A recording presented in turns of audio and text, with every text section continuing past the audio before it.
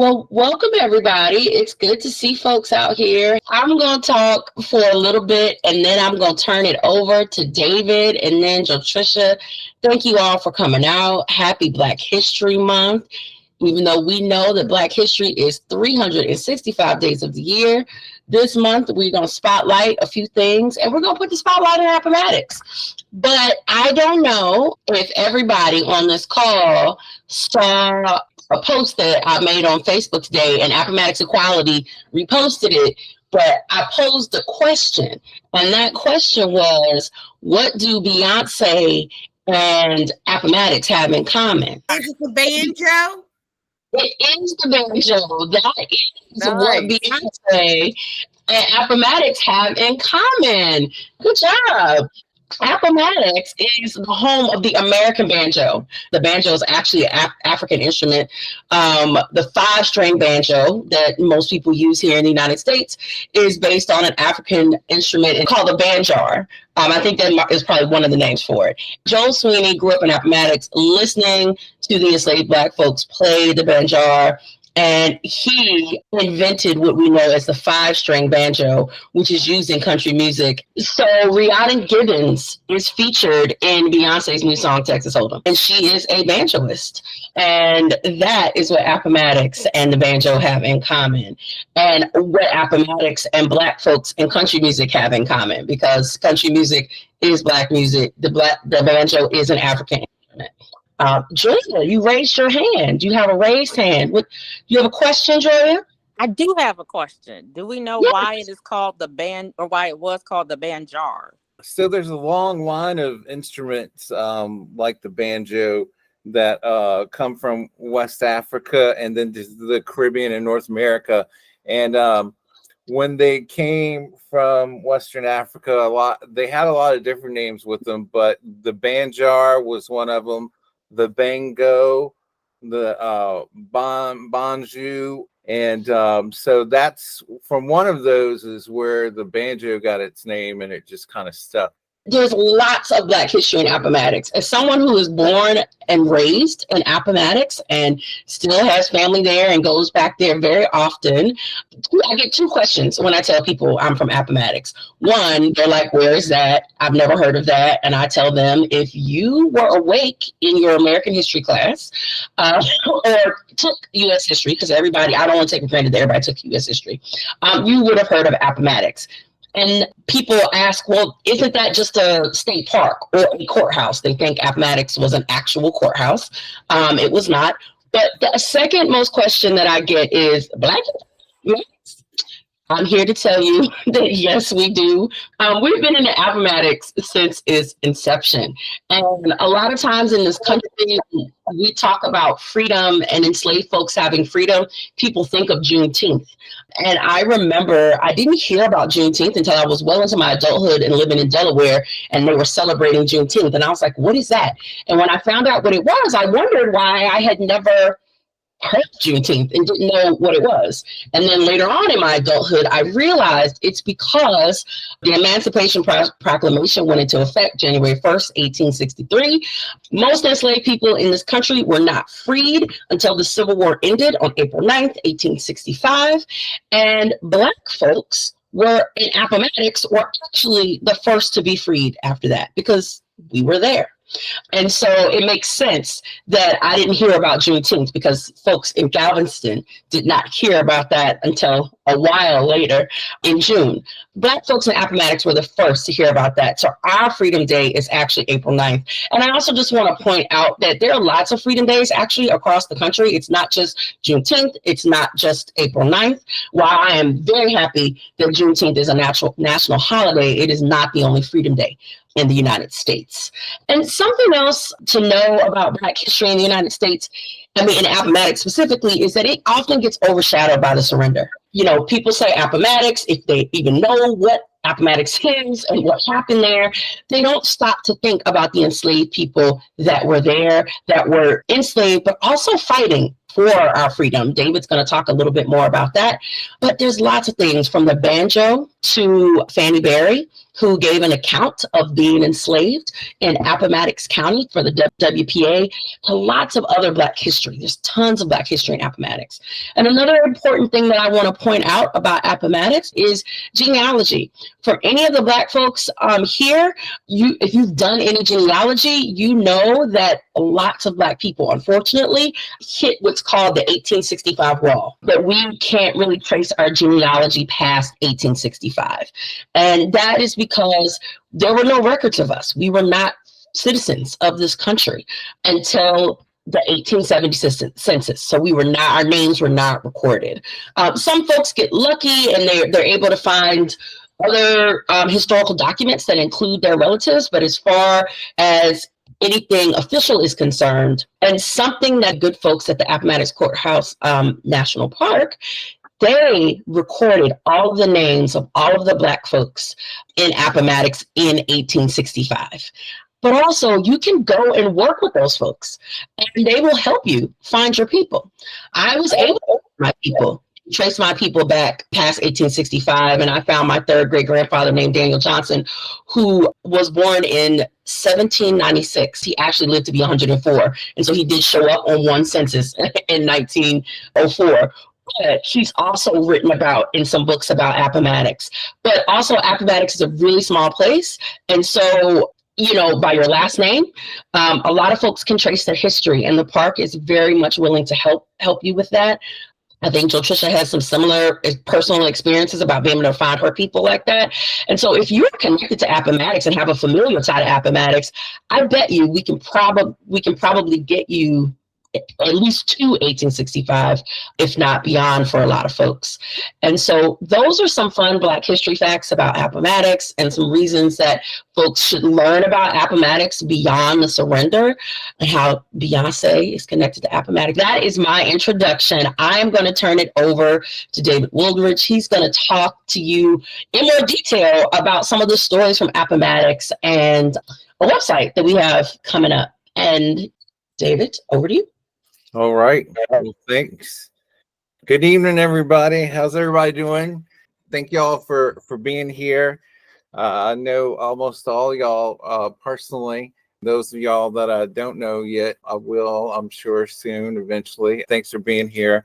My name is David Wooldridge. I've been working here at Appomattox Courthouse National Historical Park for a while. I've been here since 1995. My family is from here. But basically what my hope is tonight, to honor the folks that came before us in this place and to share some of the story.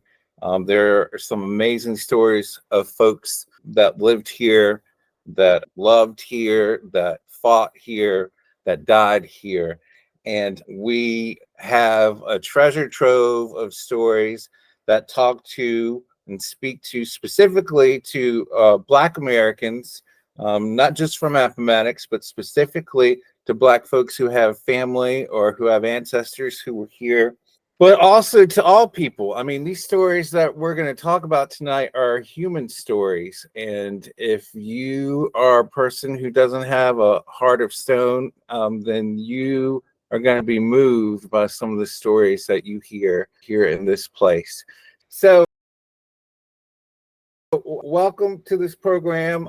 These are just some of the faces of folks who, like I said, lived here, or they had ancestors that lived here. And all of these stories you can learn more about if you come and visit Appomattox Courthouse here. Just to wet your whistle, whet your appetite, and convince you to come down here to Appomattox Courthouse or visit us online to find out some more information about these amazing stories. This is what we're known for. This is the McLean House here at the park. It's the place where the room where it happened is, where the surrender meeting between General Grant and General Lee occurred. And that event with Lee's surrender was the first domino that started the beginning of the end of the Civil War. And like Amina so eloquently said before, this was also the beginning for a real emancipation, even though the Emancipation Proclamation had been issued a couple years before April 1865. This event here, once Lee surrendered, that spelled the end of Confederate power in the Commonwealth of Virginia in parts where the Confederacy was still active. And with that came along the emancipation of all of the formerly enslaved residents of Appomattox and the rest of Virginia as well. And I chose this picture because a lot of times, like Amina said, folks, when they think of Appomattox, they think of the surrender almost to the exclusion of everything else. And the surrender didn't occur in a vacuum. It's not just a military event. It's a social event. It's a political event. It's a cultural event. It affected every aspect of American life, black, white, whatever race or creed or religion you were, in 1865. And I would say it continues to affect our lives to this day. These are the enslaved quarters where up to 9 enslaved people lived their lives. And they would have been the ones that would have been responsible for making sure before General Lee and General Grant walked into that parlor that day that the place was presentable, and they would have been right there within earshot and eyeshot of this event that would predict their future lives. So this is just a little information in case you don't know. In 1861, when the Civil War broke out, there were almost 9,000 residents here in Appomattox County. 4,771 of those were Black residents. 171 of those Black residents were free Black folks that lived here in the county. And there was one large family that lived up the road, not far from the park here. And then 4,600 enslaved people of African descent lived here in this county as well. 60% of all the white households enslaved some number of men, women, and children. And there were 5 men in the county that owned more than 50 persons each. The white population of the county was 4,118. So that's what's going on the eve before the Civil War. These efforts that we're doing are kind of like Amina was talking about, the continuation of the surrender events. This is a continuation of work that's been done here to tell these stories and get them out. Things have been different in the past, and this is one of the reasons I'm going to use this as sort of a touchstone to help explain why it is that it's so important that we get these stories out today in 2024. This is the first page from a proposal, as you can see, that was submitted by a group that called itself the Appomattox Heritage Incorporated organization. And they were made up with a lot of movers and shakers from between here and Lynchburg back in the 1960s. Just to let you know, the courthouse visitor center was built and opened in 1965. So these folks were preparing for that, and they wanted to make this production in the summer of 1965. So they were proposing this to the National Park Service. This is what it looked like in 1965 when we had our centennial.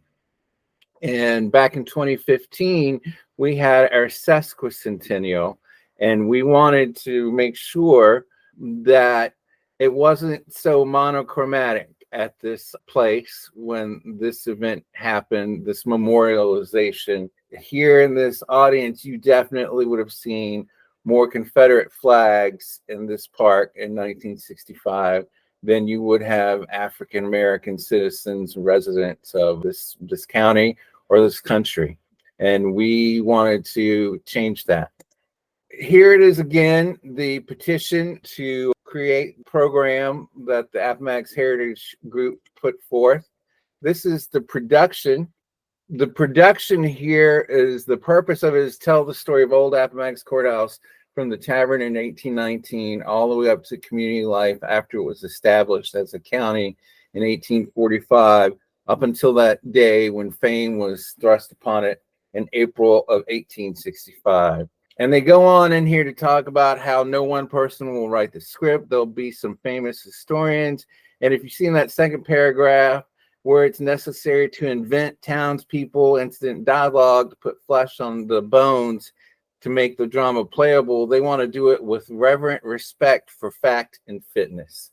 Well, y'all might notice that there's a passage, there's a big blank up here. And that's because I redacted this, because this is why I chose this to get started on this program here. Here it is, the production, where fame suddenly thrust upon its citizens. Here is the description of how much they're going to charge, how they're going to have reverent respect for fact and fitness. Here is the original again. And here comes the passage that I saved till the last. Because of this approach, discussion of the touchy slavery problem can be largely avoided, since slavery was not a vital local issue. Well, that wasn't right. That was wrong. It was dead wrong. It was a huge issue, which is how we landed here at Appomattox Courthouse in April of 1865. And the repercussions are still felt to this day. And so this here, this kind of thinking, this kind of attitude of negating a whole history of a large portion of our country, of our people, and of a community is one of the reasons why we feel so strongly that we need to get these stories out there and let folks know about the rich history of this place that didn't start on April 1865 and didn't end with Robert E. Lee and Ulysses S. Grant, or even the two armies that they brought with them. This was a very special day during the 2015 sesquicentennial, when we had a number of choirs from all over the county. I don't know too much about rural Virginia Black church choirs, but if they're anything like rural Virginia white church choirs, I bet it's hard to get everybody together. And, from all different walks of life and all different denominations and all different places, but we did that. And this was probably one of, if not the largest gathering of Black folks here at Appomattox Courthouse that this park has ever seen. And hopefully it's just one of many future ones that we have here. This is Betsy Love Stewart. She was born up in Northern Virginia, and she was an enslaved woman who lived with the McLean family before they left from Northern Virginia and came down here during the war. And she was still here when she was freed on April 9th of 1865. This is her family. The lady here to the right seated is her daughter, Lucy. They haven't been able to determine by DNA if there is definitely a family connection between Wilmer McLean and Lucy, but family lore says that Lucy is Wilmer's daughter. And I don't know about y'all, but there's Lucy in the center, and there's Wilmer on the right, and that is Wilmer's brother, Anthony, to the left. So you all make up your own minds about any resemblance or lack of resemblance among them. And that's a common story. It is part of this story. Some of this history is hard history, but some of it's just history we haven't really talked about. And in the course of talking about it, it makes it hopefully easier for folks to talk about what they may have considered too difficult a discussion to have with other folks. But it's definitely history we need to talk about, and a discussion that we need to start having, I would say. This fellow here is Mr. Charles Duguid. Charles was born a free man to his mom, who was a free woman, and he was a blacksmith here in the village of Appomattox Courthouse. He bought his wife. She remained in slavery while they were together before the end of the war, and that most likely was because as an enslaved woman, as quote unquote property, he would have had more rights to make sure she was protected than he would have if they had been married as free Black people in Appomattox County before 1865. The structure you see on the right is a model of Charles Duguid's cabin.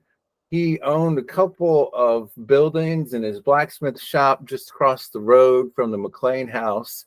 And the reason it's in here is because within 6 months after Lee and Grant left the McLean house, the first public school in Appomattox County, the first school for Black children in Appomattox County, was established, we believe, on Charles Duguid's property just across the road from the McLean house porch. We did not know that for a long time. We've just recently discovered that in the last couple years, and it is a really amazing and phenomenal story. This all pertains to John Robinson. That house that you see there in the left is John Robinson's house that was originally built by the Kelly family. John Robinson had been an enslaved man who was freed here in 1865, and he bought that house. Within 6 years, he had it paid off. He operated his cobbler shop, his shoemaker shop from the basement there you see through that window until he passed away in 1917. He was a founding member of the first Black or African-American church in the county, Galilee Baptist Church, which is just up the road from us. And he voted. He voted in the first elections that were held, and he voted along with the rest of the residents of this part of Virginia for the first and I believe the last delegate for this area, Appomattox and Prince Edward County, who was a person of color. James Bland was a Black man that they sent to Richmond to represent this area after these elections, and John Robinson was able to vote for him. You see this lady on the porch here, that is one of John Robinson's descendants, and through our research and reaching out and talking to folks in the community here and elsewhere, we have engaged with some of his descendants, and some of his descendants have sought us out. And you see these two tools here. This is a wood planer and a shoe last, and these belong to other descendants of John Robinson, who you saw in the picture at the beginning of this little presentation. That's them up there in the left-hand corner. And here is a group over on the right-hand side, a group who was here for a family reunion, and they were descendants of John Robinson, stopping by and reading the plaque that we placed out there. And you see these boards up here. We were doing some reconstruction work, working on this building when they arrived here. That's what that's all about. We also have the story of the United States Colored Troops, which is how they were designated back during the war. For a long time, people knew that there had been USCTs, as they call them for short, here at the Battle of Appomattox. But the number that was believed to be here was really small, about maybe at the most 2,000 people. Park staff here with a grant from the National Park Foundation and our friends group were able to take some time and go through these voluminous records of these soldiers, and came out on the other end realizing that there were not just about 2,000 of these brave men who fought for the Union, their freedom, their families. There were almost 6,000 men in total fought here in the Battle of Appomattox Courthouse. And up until about, I'd say 6 years ago, well, let's scratch that. Maybe about 2015, we didn't have any images of any of the United States Colored Troops soldiers who fought here. And as of today, we know of these four, and I'm sure there are others out there, but we have yet to discover them. And if you come to Appomattox Courthouse National Historical Park, you will be visiting one of the few National Park Service sites where the park itself owns battlefield property, where if one of these men were your ancestor, You could walk out into that field tomorrow and you could trot in the same steps that your ancestors did back on the morning of April 9th, 1865. It's one of the few places where United States colored troops actually were engaged that are preserved in the National Park Service system that you can visit. And we're hopefully going to make that readily available to folks who want to get out there and walk that land and see that landscape for themselves.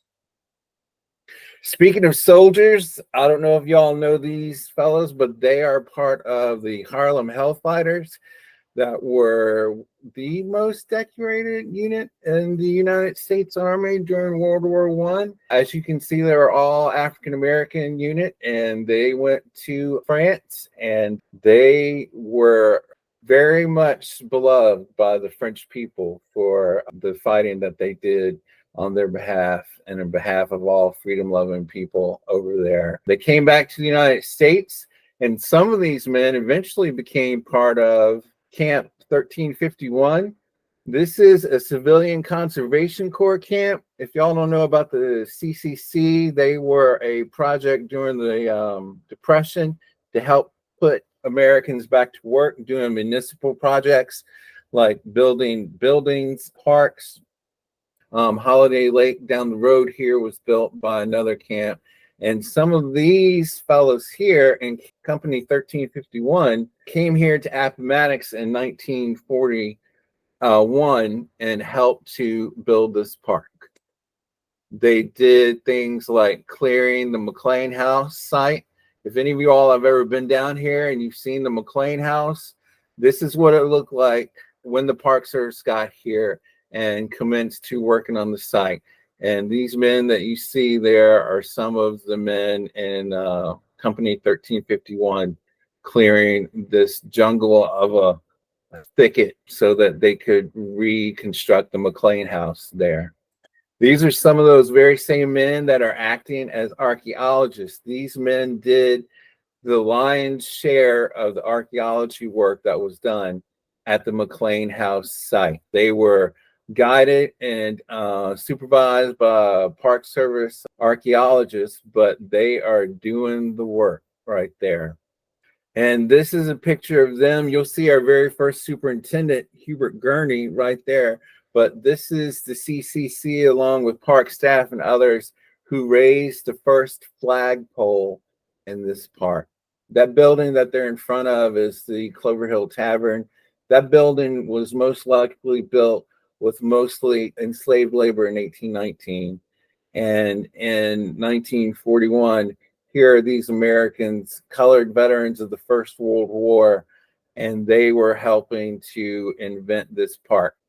We also have, like Amina said, a deep, rich musical tradition here of the banjo. And we've been telling that story for a while. Many people still don't know that the banjo originated in Africa, not in Appomattox or Ireland. Although there was an Elvis Presley back in the 1830s called named Joel Walker Sweeney, who took up this instrument that he learned from enslaved musicians and took it all over the country and all the way over to Britain, something that these enslaved musicians were never going to be able to do because they were enslaved and this fellow wasn't. But he took their culture, whether he knew exactly what he was doing or not, he took that culture in the form of that banjo and the music that he learned from them and performed, inspired by the musicians that he learned from, out to the world.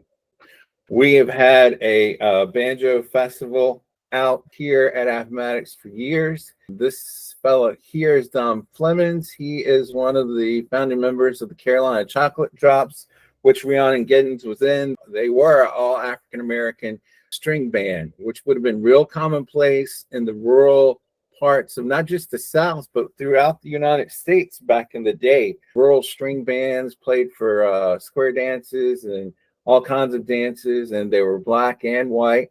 And they're standing, Dom and his lovely family, in front of the marker that we were able to work with our friends group and the Virginia Department of Historic Resources and put in to commemorate and give thanks to those Black musicians that were willing to let Joel Sweeney sit at their feet when they were playing their instrument that their ancestors had brought with them from their homeland before they had been scooped up and enslaved. And we continue to try to tell all of the story of the banjo.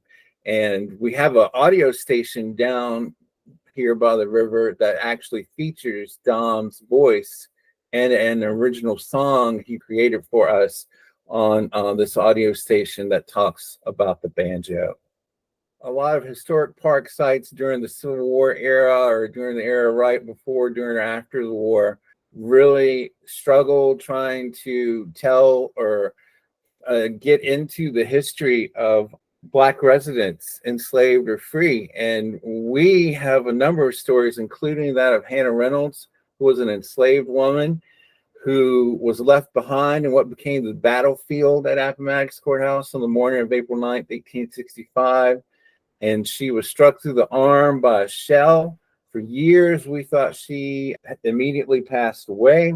Through the work of a local historian, Al Jones, who has been digging into the history of the Black community here at Appomattox for years, he realized she was taken into a Union Field Hospital. Her wounds were such that they had to remove a good portion of her arm, and she malingered for 3 days with her husband, Abram, there by his side that whole time.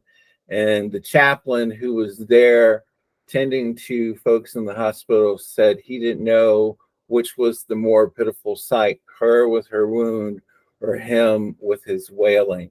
And on her death register, the witness to her death that was reporting her death signed his name. It was Dr. Coleman, her former master.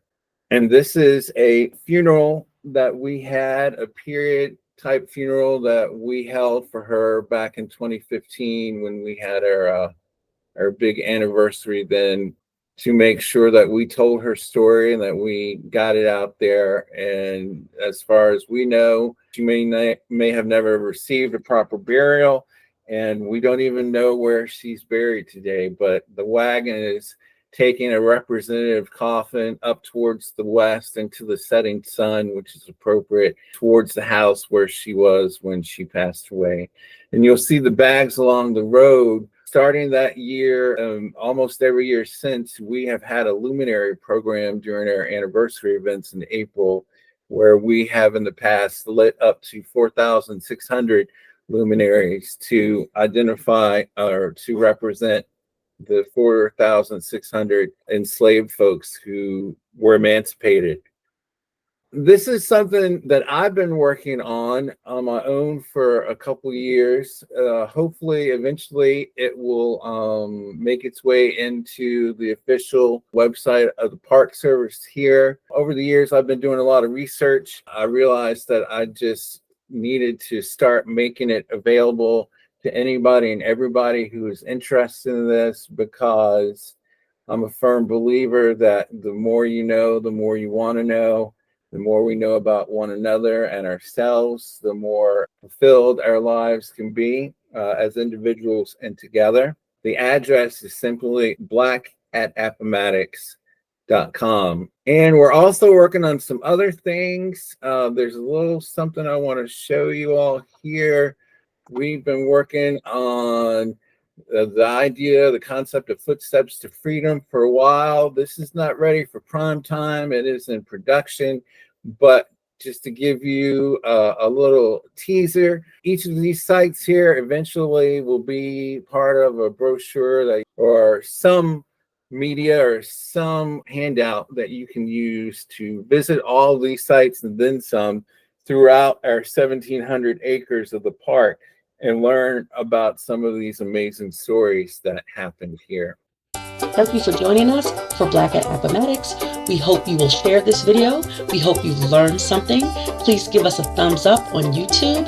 If you want to learn more about Appomattox for Equality, please go to our website or like us on Facebook or follow us on Instagram.